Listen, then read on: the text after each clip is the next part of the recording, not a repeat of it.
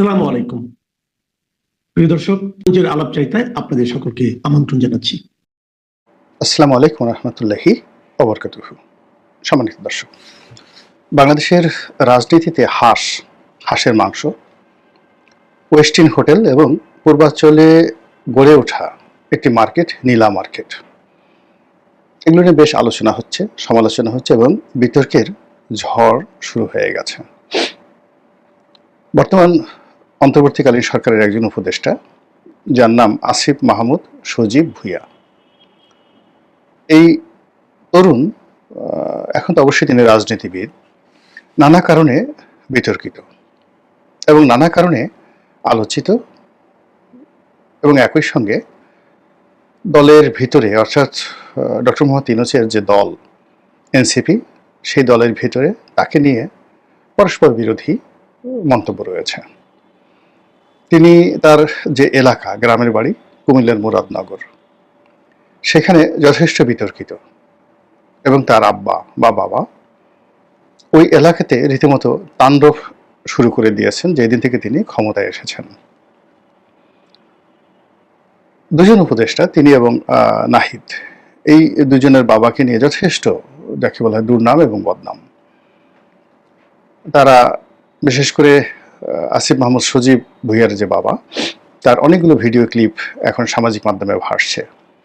তিনি একে তো বদমেজাজি, কর্তৃত্ববাদী, এবং তার যে চেহারা সুরত, এবং আসিফ মাহমুদ সজীব ভুঁইয়ার যে চেহারা সুরত, এতে দেখে মনে হয় যে আমাদের যে আবহমান বাংলার যে দারিদ্র পীড়িত পরিবারগুলো রয়েছে, সেখান থেকে সবেমাত্র উঠে এসেছেন নিম্নবিত্ত পরিবারে, প্রান্তিক জনগোষ্ঠী থেকে নিম্নবিত্ত পরিবারে, এবং তাদের শরীরে যথেষ্ট অভাবের চিহ্ন আছে।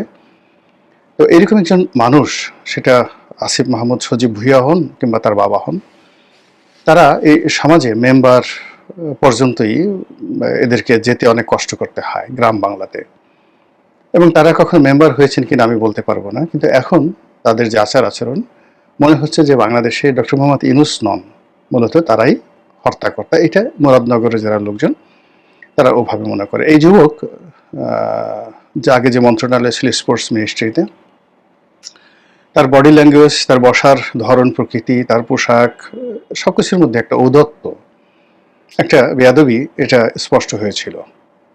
তিনি যেভাবে কথা বলেন, গম্ভীর থাকার চেষ্টা করেন, যেভাবে ভাবসাব দেখানোর চেষ্টা করেন, এটা স্বাভাবিক নয়, অস্বাভাবিক। তবু আমরা তাকে নিয়ে কেউ কথা বলিনি, আমি তো একেবারেই বলিনি, কখনোই বলিনি। কিন্তু দেখা গেল যে বিএনপির যে অন্যতম প্রভাবশালী নেতা এশরাক, যিনি তারেক রহমান সাহেবের দক্ষিণ হস্ত, জিয়া পরিবারের খুবই ঘনিষ্ঠ ব্যক্তি, এবং ঢাকা শহরে ইন অল রেসপেক্ট তারা ক্ষমতাধর, তাদের টাকা আছে, মিডিয়া আছে, মাসেল পাওয়ার আছে। অর্থাৎ ঢাকা শহরে যে কোনো জায়গাতে তারা যদি তাফালিং করতে চায়, তাহলে এটা করার ক্ষেত্রে রাজনীতিবিদদের মধ্যে এখন এশরাক সবচেয়ে বেশি এগিয়ে। তো ঢাকা সিটি কর্পোরেশনের মেয়র পদ নিয়ে মোটামুটি এশরাক এবং আসিফ মাহমুদ সজীব ভুঁইয়া, এই দুজনের দ্বন্দ্ব, সংঘাত, পারস্পরিক যে বিষোদ্গার, এটা টক অফ দ্য কান্ট্রিতে পরিণত হয়েছিল, এবং এখন এই হাঁসের মাংসকে কেন্দ্র করে আবার এই দুজনের বিরোধ তুঙ্গে। সেই বিষয়ে নিয়ে আলোচনা করব। তার আগে ঘটনাটা বলে নেই। ঘটনাটা হলো যে ইদানিংকালে এই ঢাকা শহরে গ্যাং রেপ এবং গ্যাং চুরি ডাকাতি এবং গ্যাং চাঁদাবাজি, সিন্ডিকেট করে চাঁদাবাজি, এটা মানে মারাত্মকভাবে বেড়ে গেছে। গ্যাং অর্থ যে একটা দলবদ্ধ 10-12 জন, 3-4 জন, 5-6 জন, তারা একত্রে মিলে এই কুকর্মগুলো করে, এবং সেই কুকর্মের মধ্যে এখন সবচেয়ে ভয়ঙ্কর হলো চাঁদাবাজি এবং মবের মাধ্যমে চাঁদাবাজি। তো সমন্বয়ক নামে বা আন্দোলনকারী, যারা জুলাই আগস্ট বিপ্লবের আন্দোলনকারী, তাদের নামে বা তাদের পরিচয় দিয়ে কয়েকজন যুবক, আওয়ামী লীগের একজন সাবেক মহিলা সংসদ সদস্য, সেটা হলো শাম্মী, এই ভদ্র মহিলার বাসায় গিয়ে তারা 1 কোটি টাকা চাঁদা দাবি করে। প্রথম দফায় যে লেনদেন হয়, কিছু টাকা তারা পায়, পরবর্তীতে আবার দ্বিতীয় দফা চাঁদা আনতে যায়, এবং চাঁদা আনতে গিয়ে মূলত তারা পুলিশের হাতে ধরা পড়ে। ইতিপূর্বে এরকম ঘটনা বহুবার ঘটেছে বাংলাদেশে, বহু ক্ষেত্রে ঘটেছে। অনেকে পুলিশের সাহায্য চেয়েছে, পুলিশ এরকম পরিস্থিতিতে রিয়্যাক্ট করবে বা এরকম মবকে মোকাবেলা করবে এরকম সৎসাহস দেখায়নি। কিন্তু এইবার প্রথম যে কোনো কারণেই হোক পুলিশ এখানে খুব অ্যাক্টিভ হয়েছে। হতে পারে এটা স্বামীর সঙ্গে পুলিশের ঊর্ধ্বতন কর্মকর্তাদের ভালো সম্পর্ক, হতে পারে পুলিশ সত্যিকার অর্থেই খুব দায়িত্ববান কর্তব্যবান হয়ে গেছে, অথবা দেখা গেল যে সরকারের মধ্যে একটা প্রভাবশালী গ্রুপ যাদের কানে এটি যাওয়ার ফলে তারা এখানে যাকে বলা হয় তাদের যে শক্তিমত্তা এটা প্রদর্শন করেছে। তো যে অপরাধী তাকে ধরা হয়েছে, সঙ্গে সঙ্গে আরও অনেককে ধরা হয়েছে, এবং তারা ভিডিও বার্তাতে যেটা বলে গেছেন যে আসিফ মাহমুদ সজীব ভুঁইয়া এই ঘটনার সাথে জড়িত। এবং যে রাতে এই ঘটনাটা ঘটে সেই রাতে বা তার আগের রাতে এরকম কিছু একটা বক্তব্য যে ওয়েস্টিন অর্থাৎ গুলশানে যে 5 তারকা হোটেল, এই ওয়েস্টিনের এই জায়গাটিতে আসিফ মাহমুদ সজীব ভুঁইয়া ছিলেন এবং তার সঙ্গে ওই চাঁদাবাজের সর্বশেষ কথা হয়েছে। এ কথা নিয়ে আসিফ মাহমুদ সজীব ভুঁইয়া তিনি প্রেসের সামনে বলতে গিয়ে যে বক্তব্য দিয়েছেন সেটা নিয়ে সারা দেশে তোলপাড় শুরু হয়েছে। তার বক্তব্য হল তিনি রাষ্ট্রীয় কর্মে তার যে সরকারি বাসভবন, সেই সরকারি বাসভবনে সারা রাত কাজ করেন, ভোর রাত্রে পর্যন্ত অবধি কাজ করেন। তখন তিনি ক্ষুধার যন্ত্রণায় একেবারে কাতর হয়ে পড়েন। তাকে খাবার দাবার দেওয়ার মতো আসলে কোনো আয়া বাবুর্চি এগুলো অবশিষ্ট থাকে না, তিনি একা নীরব থাকেন। তো সেই অবস্থাতে তিনি চলে যান মোটরসাইকেল চালিয়ে অথবা ড্রাইভার নিয়ে অথবা দলবল নিয়ে। তার বাসা সরকারি বাসা সম্ভবত এই যে মিন্টু রোড বা হিয়া রোড এই এলাকায়। তো এখান থেকে বহু দূরে তিনি চলে যান নীলা মার্কেটে হাঁসের মাংস দিয়ে নাস্তা করার জন্য, নীলা মার্কেট পূর্বাঞ্চলে। এবং সেখানে যদি দোকান তখন না খুলে অত সকালে, তখন তিনি ওয়েস্টিন হোটেলে চলে আসেন নাস্তা করার জন্য। এই হলো ঘটনা। এখন এটা নিয়ে নেটিজনে সোশ্যাল মিডিয়াতে নানা রকম বিতর্ক করছে যে হিয়া রোড থেকে কেন এত দূরে 4-5 কিলোমিটার বা 6-7 কিলোমিটার দূরে, আরও বেশি 7-8 কিলোমিটার দূরে মোটরসাইকেল চালিয়ে একজন উপদেষ্টাকে হাঁসের মাংস খেতে যেতে হবে কেন? সে তো নাস্তা করার জন্য বেলি রোডে যেতে পারে। এখানে বেশ কয়েকটি যাকে বলা হয় দোকান রয়েছে, একেবারে সারাক্ষণ খোলা থাকে। পুরনো ঢাকাতে অনেকগুলো রেস্টুরেন্ট রয়েছে, সারা রাত খোলা থাকে। আল রাজ্জাক নামক একটা হোটেল আছে, খুবই উন্নত মানের, সেটাও বেশিরভাগ সময় খোলা থাকে। ভোর 4টা-5টার সময় এটি চালু হয়ে যায় বা সারা রাত খোলা থাকে। তো এগুলো বাদ দিয়ে তার মতো একজন মানুষ যে নীলা মার্কেটে মোটরসাইকেল চালিয়ে যান, এটা একটা বিকৃত রুচি, এটা অস্বাভাবিক, এবং এটা মানে যাকে বলে কোনো অবস্থাতেই মেনে নেওয়া যায় না, এটা অনেকে বলার চেষ্টা করছেন। আবার তিনি সেখান থেকে চলে আসেন ওয়েস্টিনে। তো ওয়েস্টিনে নাস্তা করা মূলত তিনি যে পরিবারের সন্তান, যে অবস্থা থেকে চলে এসেছেন, বা তিনি যে মন্ত্রণালয়ের দায়িত্বপ্রাপ্ত হিসেবে যে বেতন পান, ভাতা পান, সেটা দিয়ে আসলে ওয়েস্টিনে নাস্তা করা যায় না। তারপর তিনি সেখানে যান।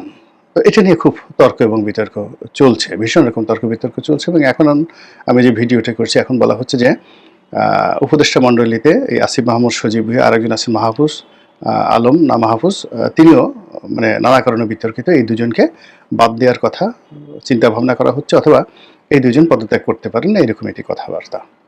তো এর আগে এই যে নীলা মার্কেট নিয়ে একটি বক্তব্য সামাজিক মাধ্যমে আসার আগে নীলা নামক একজন ভদ্রমহিলা, নীলা ইসরাফিল, বেশ আলোচিত।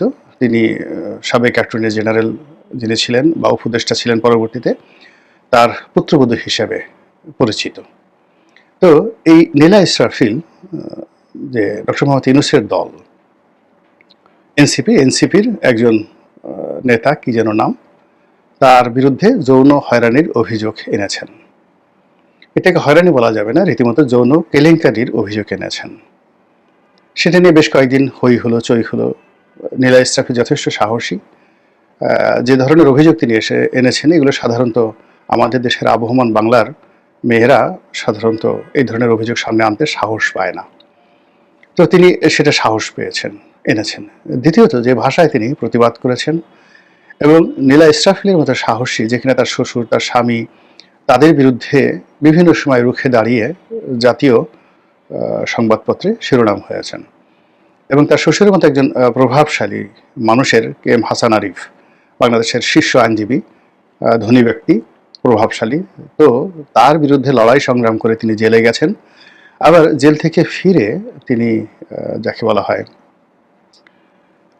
মানে দমিত হয়ে যাননি, তিনি আবার প্রতিবাদ করেছেন। তো এরকম একজন প্রতিবাদী নারীর সঙ্গে যৌন হয়রানিমূলক আচরণ করা চারটিখানি কথা নয়।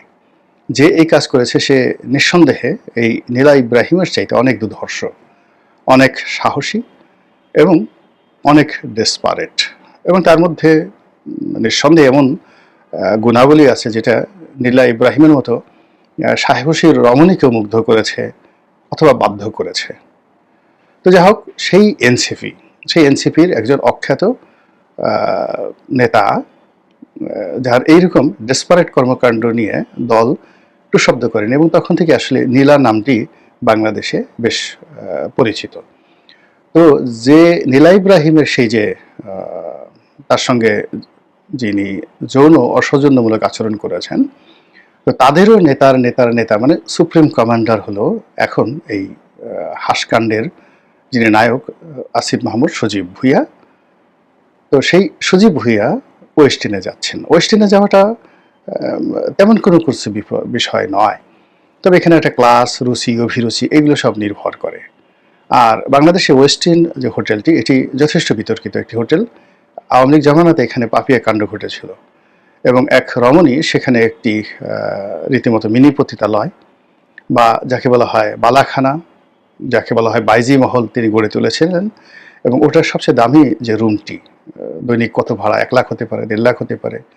তো সেই বালাখানা ভাড়া করে, যেটিকে বলা হয় প্রেসিডেন্সিয়াল স্যুট, সেটি ভাড়া করে সেখানে তিনি এই নগরীর যত নাগর রয়েছে, মহানগরীর যত মহানাগর রয়েছে, যারা নারীর যৌনতা এবং মদ এবং জুয়া এটাতে আসক্ত হয়ে তারা এই রাষ্ট্রের সর্বনাশ ঘটায়, এরকম রাজনীতিবিদ আমলা কামলার একটা বিরাট মিলন মেলা পাপিয়া গড়ে তুলেছিলেন। এবং যখন সেই পাপিয়া কাণ্ড উন্মোচিত হলো এবং পাপিয়া গ্রেপ্তার হলো, তখন থেকেই ওয়েস্টিন নানা কারণে আলোচিত। তো সেই ওয়েস্টিনে এই যুগের সুবোধ বালক, এই যুগের অবোধ বালক কিংবা বালিকা তারা যাচ্ছে, এটা কেউ বিশ্বাস করবে না। এখানে যারা যাচ্ছে তারা শক্তিশালী, তাদের হাতে অনেক টাকা, তারা ধনী, এরকমই মনে হয়। তো সেই দিক থেকে আসিফ মাহমুদ সজীব ভুঁইয়া যে সেখানে গেছেন, এই সমাজ এটা মেনে নিতে পারছে না। এর কারণ হলো যে বৈষম্যবিহীন সমাজ গঠন করার কথা বলে তারা ক্ষমতায় এসেছেন, এবং যে আন্দোলন, বৈষম্য বিরোধী আন্দোলন তারা নেতৃত্ব দিয়েছেন, এবং যে আন্দোলনের তোড়ে শেখ হাসিনার 15 বছরের যে সাজানো যাকে বলা হয় শাহী প্রাসাদ তছনছ হয়ে গেছে। তো সেই আন্দোলনের, সেই বিপ্লবের যারা নায়ক, মহানায়ক, তাদের কাছ থেকে এইরকম আচরণ অথবা তাদের বিরুদ্ধে এইরকম দুর্নাম বদনাম, এটা জনগণ আশা করে না।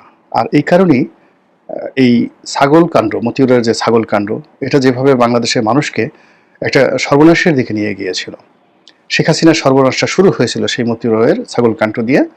ছাগল কাণ্ডর পরে বেনজির কাণ্ড, সেই বেনজির কাণ্ডতে পুরো দেশ তছনছ হয়ে গিয়েছিল। তদ্রূপ এখন এই সময়টিতে এই যে হাসকাণ্ড, সেই হাসকাণ্ড বাংলাদেশে আলোচনার যাকে বলা হয় একেবারে কেন্দ্রে চলে এসেছে। প্রথম হাসকাণ্ড আসলো পিটার ডি হাসকে নিয়ে, অর্থাৎ তার সঙ্গে আন্দোলনকারীরা কক্সবাজারে গিয়ে দেখা করলেন, এরকম একটা গুজব ছড়িয়ে পড়লো। সত্য মিথ্যা ভালো মন্দ ডাজ নট ম্যাটার, কিন্তু এটা বাংলাদেশকে তোলপাড় করে দিয়েছে। এবং এখন বাংলাদেশে যে দুরবস্থা, এই দুরবস্থার পেছনে পিটার ডি হাসের হাত, আমেরিকার ডিপ স্টেটের হাত, এবং এখন বর্তমান যে সরকার রয়েছে তাদের সঙ্গে আমেরিকার আন্ডার টেবিল যে রিলেশন, এগুলো নিয়ে মানুষ চরমভাবে বিক্ষুব্ধ। এতটা বিক্ষুব্ধ যেটা কল্পনা করা যায় না। শেখ হাসিনার পতনের আগে যেখানে পিটার ডি হাস ছিলেন বাংলাদেশের 1 নম্বর কাঙ্ক্ষিত পুরুষ এবং সব মানুষের চোখের মণি, এখন এই যে বর্তমান সরকারের যারা কর্মকাণ্ড, তাদের ব্যর্থতা এবং তাদের বিরুদ্ধে নানা মুখী সমালোচনার কারণে পিটার ডি হাস এবং আমেরিকা এখন বাংলাদেশে ভারতের চাইতেও নিন্দিত, সমালোচিত, এবং বাগে ফেলে বা বাটে ফেলে এই সমস্ত লোকজনকে মানুষ বাটন